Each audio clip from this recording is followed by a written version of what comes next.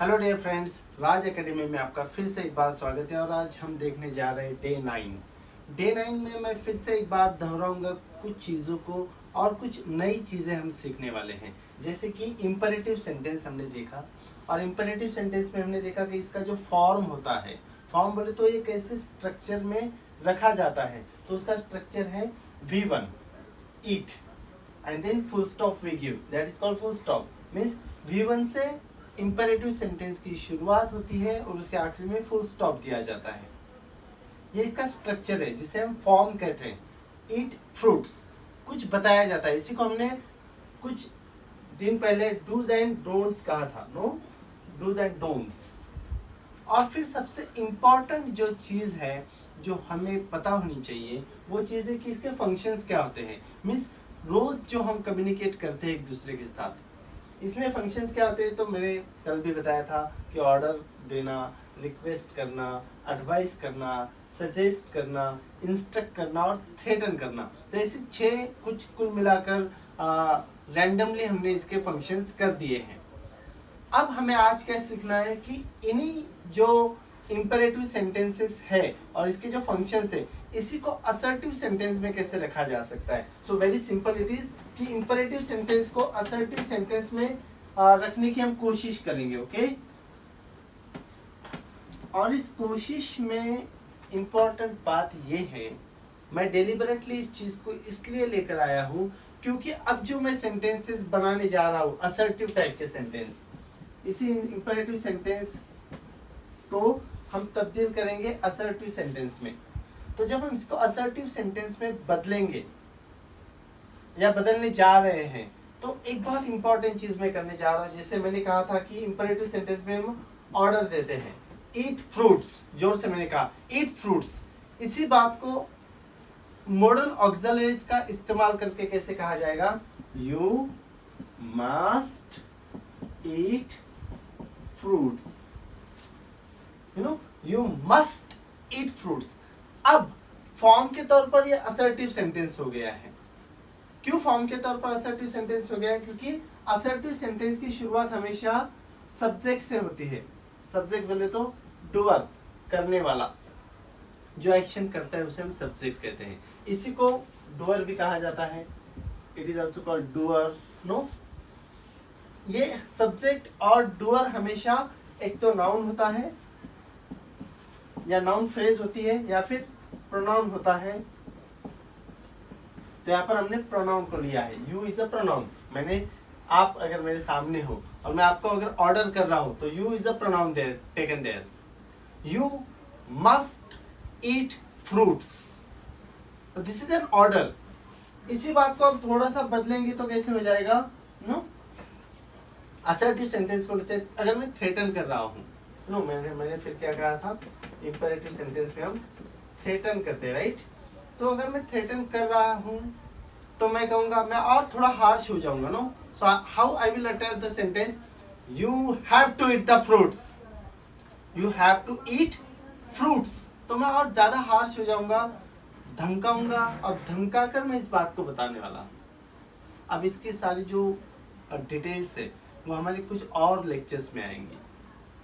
अगर मैं रिक्वेस्ट करूंगा तो how I will make the request now, instead of making a request in the imperative form, means imperative sentence में request करने की बजाय अगर मैं असर्टिव सेंटेंस में किसी को कहूंगा तो I will say you should eat fruits please, no, और यू शुड ईट फ्रूट्स। अगर मैं सजेस्ट करूंगा तो again I will say you should eat fruits. अगर मैं इंस्ट्रक्ट करूंगा तो भी मैं यही कहूंगा कि यू शुड ईट फ्रूट्स,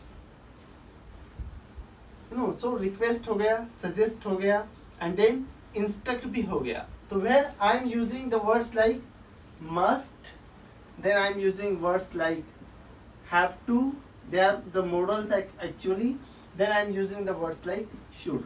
और यकीन मानिए हम बहुत ज़्यादा ये मस्ट का इस्तेमाल कर बात करते हैं, हैव टू का यूज कर बात करते हैं, और शुड का भी इस्तेमाल कर बात करते हैं। इसकी सारी जो डिटेलिंग्स है, हम जब use of model auxiliaries, the practical use of model auxiliaries in conversation करेंगे तब इन बातों का जिक्र जरूर होगा। लेकिन आज हमें यह पता चलना चाहिए कि इंपेरेटिव सेंटेंस जिसकी शुरुआत V1 से होती है और अंत में उसके फुल स्टॉप आता है। इसी को जब हम असर्टिव सेंटेंस, असर्टिव बोले तो सिंपल सेंटेंस में तब्दील करते हैं, तो सिंपल सेंटेंस में तब्दील करते हुए हम eat fruits as it is हमने रखा है नेक्स्ट पार्ट में। लेकिन उसके पहले हमें अगर ऑर्डर है तो मस्ट लगाना पड़ेगा या हैव टू लगाना पड़ेगा, अगर थ्रेटनिंग है तो भी हैव टू लगाना पड़ेगा, और अगर इंस्ट्रक्शन है, सजेशन है, रिक्वेस्ट है और एडवाइस है तो हमें शुड का इस्तेमाल करना पड़ेगा। इसे कैसे कहा जाता है कि तुमने फ्रूट्स खाने ही चाहिए, there is a compulsion and obligation, और तुम्हें फ्रूट्स खाने ही पड़ेंगे, दैट इज अ थ्रेटनिंग। लेकिन जब हम रिक्वेस्ट करते हैं या फिर सजेस्ट करते हैं या फिर इंस्ट्रक्ट करते हैं या फिर हम एडवाइस करते हैं तो हम ऐसे कहते हैं कि तुमने फ्रूट्स खाने चाहिए। डॉक्टर्स के पास फॉर एग्जांपल अगर आप जाते हो तो डॉक्टर आपको धमकाएगा नहीं और ऑर्डर भी नहीं करेगा, वो आपको सजेस्ट करेगा। या फिर अगर फैमिली डॉक्टर है तो आपको बार बार बताकर इंस्ट्रक्ट करेंगे, और डॉक्टर और ज़्यादा अच्छा है तो या फिर इनडिफरेंट है तो वो बोल सकता है कि एडवाइस करेंगे आपको कि यू शुड ईट फ्रूट्स।